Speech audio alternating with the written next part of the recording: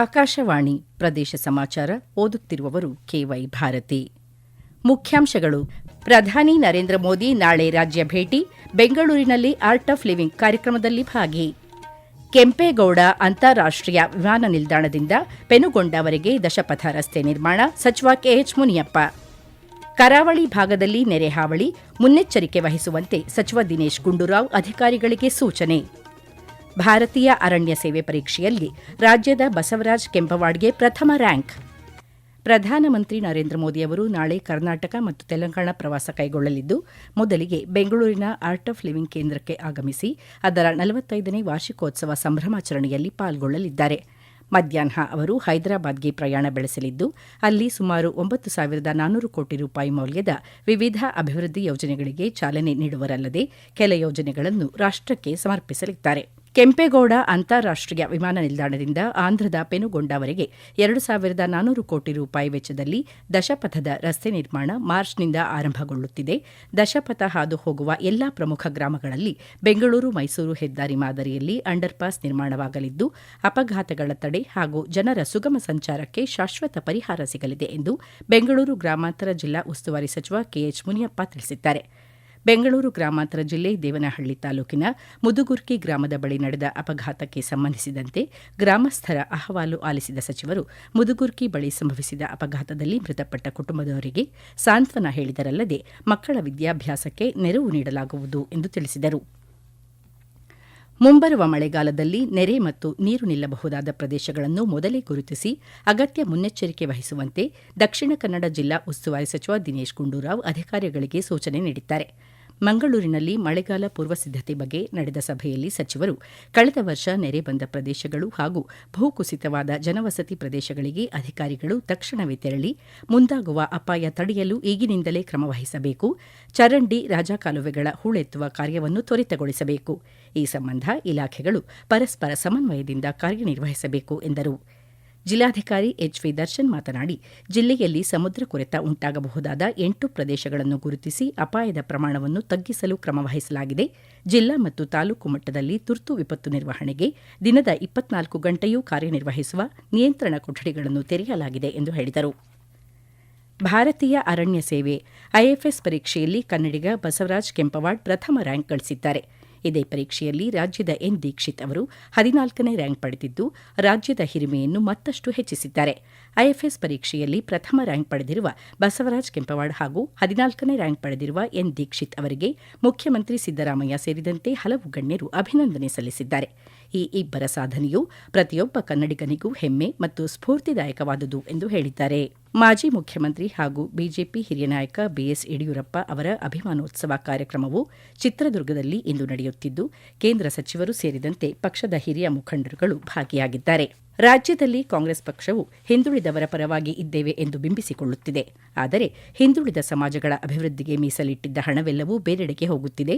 ಪರಿಶಿಷ್ಟ ಸಮುದಾಯಗಳ ಹಣವನ್ನು ಗ್ಯಾರಂಟಿ ಯೋಜನೆಗಳಿಗೆ ಬಳಸಿಕೊಳ್ಳಲಾಗಿದೆ ಎಂದು ಜೆಡಿಎಸ್ ಯುವ ಘಟಕದ ರಾಜ್ಯಾಧ್ಯಕ್ಷ ನಿಖಿಲ್ ಕುಮಾರಸ್ವಾಮಿ ಹೇಳಿದ್ದಾರೆ. ದೊಡ್ಡಬಳ್ಳಾಪುರದಲ್ಲಿ ನಡೆದ ಜೆಡಿಎಸ್ ರಜತ ಮಹೋತ್ಸವ ಸಮಾರಂಭದಲ್ಲಿ ಮಾತನಾಡಿದ ಅವರು, 3 ವರ್ಷಗಳ ಕಾಂಗ್ರೆಸ್ ಆಡಳಿತದಲ್ಲಿ ಅಹಿಂದ ವರ್ಗದ ಅಭಿವೃದ್ಧಿ ನಿಗಮಗಳಿಗೆ ಮೀಸಲಿಟ್ಟಿದ್ದ ಹಣ ವಿನಿಯೋಗವಾಗಿಯೇ ಇಲ್ಲ. ಮಹಿಳೆಯರಿಗೆ 2,000 ಗೃಹಲಕ್ಷ್ಮಿ ಹಣ ನೀಡಿದ ಮಾತ್ರಕ್ಕೆ ಅವರ ಅಭಿವೃದ್ಧಿ ಸಾಧ್ಯವಿಲ್ಲ. ಮಹಿಳೆಯರಿಗೆ ಸಾಂವಿಧಾನಿಕವಾಗಿ ದೊರೆಯಬೇಕಾಗಿರುವ ಹಕ್ಕುಗಳನ್ನು ಕಲ್ಪಿಸಬೇಕು. ವಿದ್ಯಾವಂತ ಯುವ ಸಮುದಾಯಕ್ಕೆ ಉದ್ಯೋಗಗಳು ದೊರೆಯದಾಗಿದೆ. ಸರ್ಕಾರ ಕಾಟಾಚಾರಕ್ಕೆ ಉದ್ಯೋಗ ಮೇಳ ನಡೆಸುವ ಮೂಲಕ ವಿದ್ಯಾವಂತರನ್ನು ವಂಚಿಸುತ್ತಿದೆ ಎಂದು ಆರೋಪಿಸಿದರು. ಪ್ರದೇಶ ಸಮಾಚಾರ ಕೇಳುತ್ತಿದ್ದೀರಿ. ನಮ್ಮ ಎಲ್ಲಾ ರಾಷ್ಟ್ರೀಯ ವಾರ್ತೆಗಳು ಹಾಗೂ ಪ್ರದೇಶ ಸಮಾಚಾರ ಈಗ ಆಕಾಶವಾಣಿ ನ್ಯೂಸ್ ಕನ್ನಡ ಯೂಟ್ಯೂಬ್ ಚಾನೆಲ್ನಲ್ಲಿ ಲಭ್ಯ. ನಮ್ಮ ಎಕ್ಸ್ ಖಾತೆ ಮತ್ತು ಇನ್ಸ್ಟಾಗ್ರಾಂ ಖಾತೆ ಆಕಾಶವಾಣಿ ನ್ಯೂಸ್ ಕನ್ನಡ.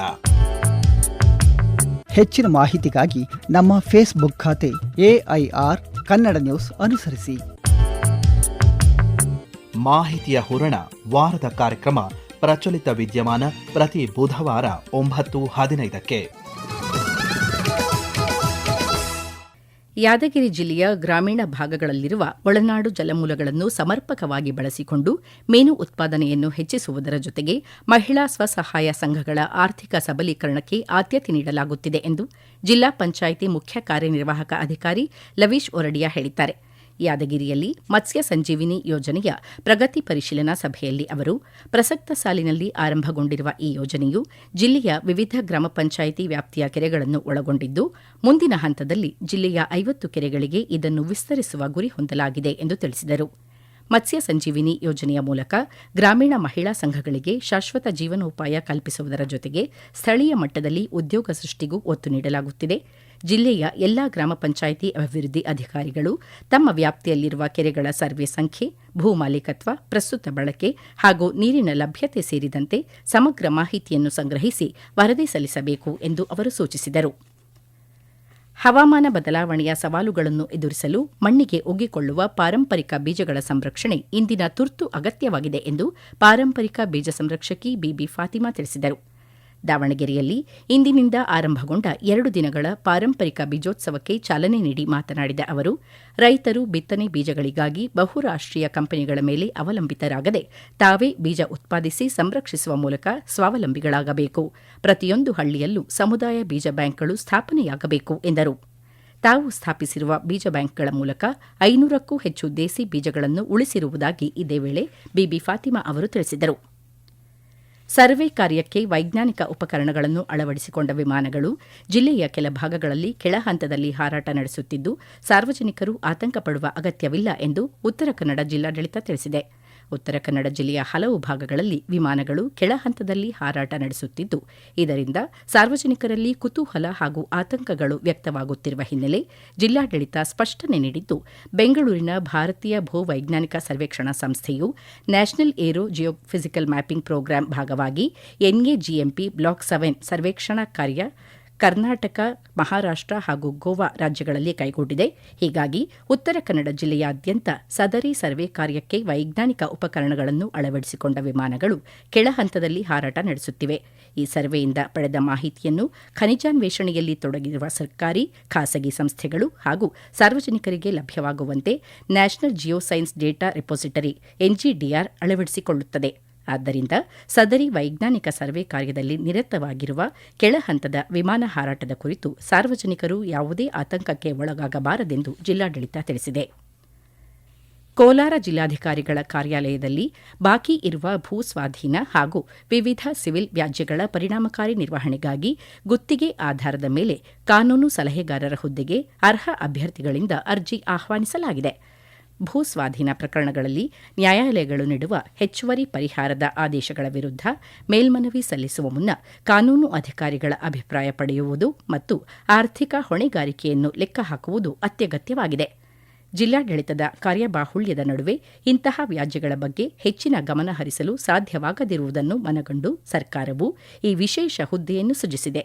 ಸರ್ಕಾರದ ಆದೇಶದಂತೆ ಈ ಹುದ್ದೆಯ ಅವಧಿ 2028 ಮಾರ್ಚ್ 31ರವರೆಗೆ ಇರಲಿದೆ ಎಂದು ಪ್ರಕಟಣೆ ತಿಳಿಸಿದೆ. ಕೆಜಿಎಫ್ ನಗರದಲ್ಲಿ ಏಕಬಳಕೆ ಪ್ಲಾಸ್ಟಿಕ್ ನಿಯಂತ್ರಿಸಲು ನಗರಸಭೆ ಪರಿಸರ ಇಲಾಖೆ ಜೊತೆಗೂಡಿ ವಿಶೇಷ ಕಾರ್ಯಪಡೆ ರಚಿಸಲಾಗಿದೆ. ಈ ಕಾರ್ಯಪಡೆ ಅಕ್ರಮವಾಗಿ ದಾಸ್ತಾನು ಮಾಡಿರುವ ಪ್ಲಾಸ್ಟಿಕ್ ಬಳಕೆ ವಿರುದ್ಧ ಕಾರ್ಯಾಚರಣೆ ಆರಂಭಿಸಿದ್ದು, ಮೊದಲನೇ ದಿನವೇ 130 ಕೆಜಿ ಏಕಬಳಕೆ ಪ್ಲಾಸ್ಟಿಕ್ ಅನ್ನು ನಗರಸಭೆ ಹಿರಿಯ ಆರೋಗ್ಯಾಧಿಕಾರಿಗಳ ತಂಡ ವಶಪಡಿಸಿಕೊಂಡಿದೆ ಎಂದು ಪೌರಾಯುಕ್ತ ಶ್ರೀಧರ್ ತಿಳಿಸಿದರು. ವಿಶೇಷ ಕಾರ್ಯಪಡೆಯಲ್ಲಿ ಒಬ್ಬರು ಹಿರಿಯ ಆರೋಗ್ಯಾಧಿಕಾರಿ ಹಾಗೂ ನಗರಸಭೆ ಸಿಬ್ಬಂದಿ ಜೊತೆಗೆ ಪೌರ ಕಾರ್ಮಿಕರನ್ನು ನೇಮಿಸಿಕೊಳ್ಳಲಾಗಿದೆ. ಕೆಜಿಎಫ್ ನಗರದಲ್ಲಿ ಅಕ್ರಮ ದಾಸ್ತಾನು ಮಾಡಿರುವ ಅಂಗಡಿಗಳ ಮೇಲೆ ದಾಳಿ ನಡೆಸಿ ದಂಡ ವಿಧಿಸಿ ಮುಂದಿನ ದಿನಗಳಲ್ಲಿ ಪ್ಲಾಸ್ಟಿಕ್ ಮಾರಾಟ ಕಂಡುಬಂದಲ್ಲಿ ಅಂಗಡಿ ಪರವಾನಗಿ ರದ್ದುಗೊಳಿಸಲಾಗುವುದು ಎಂದು ತಿಳಿಸಿದರು. ದಕ್ಷಿಣ ಕನ್ನಡ ಜಿಲ್ಲೆಯಲ್ಲಿ ಗಣಿಗಾರಿಕೆಯಿಂದ ಹಾನಿಯಾದ ಪ್ರದೇಶಗಳ ಸುಧಾರಣೆ ಮತ್ತು ಸಂತ್ರಸ್ತರ ಉಪಯೋಗಕ್ಕಾಗಿ ಜಿಲ್ಲಾ ಖನಿಜ ಪ್ರತಿಷ್ಠಾನ ನಿಧಿಯ ಬಳಕೆಯ ಬಗ್ಗೆ ಚರ್ಚಿಸಲು ಶೀಘ್ರದಲ್ಲೇ ಜಿಲ್ಲೆಯ ಶಾಸಕರೊಂದಿಗೆ ಸಭೆ ನಡೆಸಲಾಗುವುದು ಎಂದು ಆರೋಗ್ಯ ಮತ್ತು ಜಿಲ್ಲಾ ಉಸ್ತುವಾರಿ ಸಚಿವ ದಿನೇಶ್ ಗುಂಡೂರಾವ್ ತಿಳಿಸಿದ್ದಾರೆ. ಈಗ ಕೊನೆಯಲ್ಲಿ ಮತ್ತೊಮ್ಮೆ ಮುಖ್ಯಾಂಶಗಳು. ಪ್ರಧಾನಿ ನರೇಂದ್ರ ಮೋದಿ ನಾಳೆ ರಾಜ್ಯ ಭೇಟಿ, ಬೆಂಗಳೂರಿನಲ್ಲಿ ಆರ್ಟ್ ಆಫ್ ಲಿವಿಂಗ್ ಕಾರ್ಯಕ್ರಮದಲ್ಲಿ ಭಾಗಿ. ಕೆಂಪೇಗೌಡ ಅಂತಾರಾಷ್ಟೀಯ ವಿಮಾನ ನಿಲ್ದಾಣದಿಂದ ಪೆನುಗೊಂಡವರೆಗೆ ದಶಪಥ ರಸ್ತೆ ನಿರ್ಮಾಣ, ಸಚಿವ ಕೆಎಚ್ ಮುನಿಯಪ್ಪ. ಕರಾವಳಿ ಭಾಗದಲ್ಲಿ ನೆರೆ ಹಾವಳಿ, ಮುನ್ನೆಚ್ಚರಿಕೆ ವಹಿಸುವಂತೆ ಸಚಿವ ದಿನೇಶ್ ಗುಂಡೂರಾವ್ ಅಧಿಕಾರಿಗಳಿಗೆ ಸೂಚನೆ. ಭಾರತೀಯ ಅರಣ್ಯ ಸೇವೆ ಪರೀಕ್ಷೆಯಲ್ಲಿ ರಾಜ್ಯದ ಬಸವರಾಜ್ ಕೆಂಪವಾಡ್ಗೆ ಪ್ರಥಮ ರ್ಯಾಂಕ್. ಇಲ್ಲಿಗೆ ಪ್ರದೇಶ ಸಮಾಚಾರ ಮುಗಿಯಿತು. ನಮ್ಮ ಮುಂದಿನ ವಾರ್ತಾ ಪ್ರಸಾರ ಸಂಜೆ 6:40ಕ್ಕೆ.